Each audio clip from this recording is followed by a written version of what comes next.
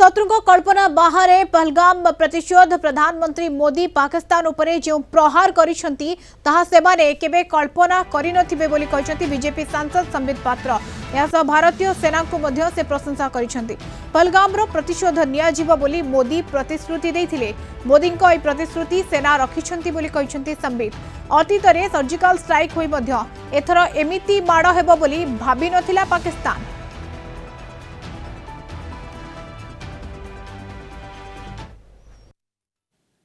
That unfortunate day on 22nd of April, जब पहलगाम में 26 लोगों का नृशंस हत्या कर दिया गया था आतंकवादियों द्वारा।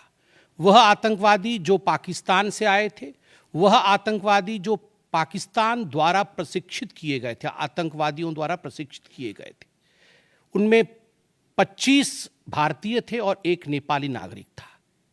प्रधानमंत्री श्री नरेंद्र मोदी उस समय विदेश दौरे में थे, सऊदी अरब में थे।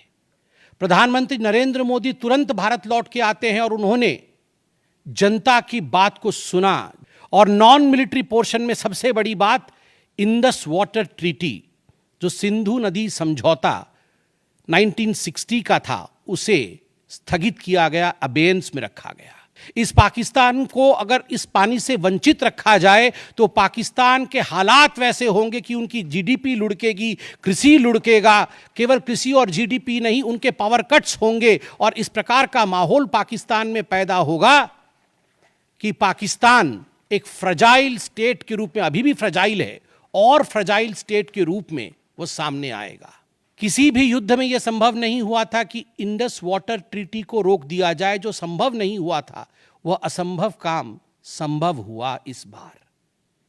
इसके साथ ही जिन लोगों के पास पाकिस्तान का वीजा था और वो हिंदुस्तान में, पाकिस्तान के नागरिक जो हिंदुस्तान के वीजा के साथ भारतवर्ष में रह रहे थे, उन सब को बाहर निकाला गया। बहुत बड़ी बात है कि इंडस वाटर ट्रीटी को रोका गया।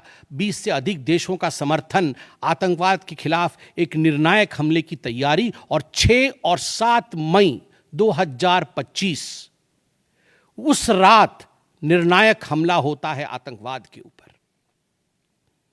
सभी जानते हैं कि 9 आतंकवादी ठिकाने जो POJK में थे और पाकिस्तान में थे, उन्हें ध्वस्त किया गया। जो दूर दराज इलाके में है पाकिस्तान में, जहां आज तक कोई नहीं पहुंच पाया, जहां आज तक पाकिस्तान के आतंकवादियों को लगता था कि वो सुरक्षित हैं, वहां तक पहुंचना यह लक्ष्य था। दूसरा लक्ष्य था आतंकवादियों को ढेर करना, मार देना। तीसरा लक्ष्य था इन टारगेटों को जमींदोज करना, उन्हें मिट्टी से मिला देना। चौथा लक्ष्य था इस पूरे काम को करते हुए कोई भी सिविलियन, उसके ऊपर किसी प्रकार से कोई इंजुरी नहीं होना। और अंतिम लक्ष्य था किसी प्रकार के मिलिट्री, जो पाकिस्तान का मिलिट्री या सैन्य बेस हो, उसके ऊपर हमला नहीं करना। अर्थात यह लड़ाई आतंकवाद के खिलाफ थी। यह लक्ष्य था ऑपरेशन सिंदूर का।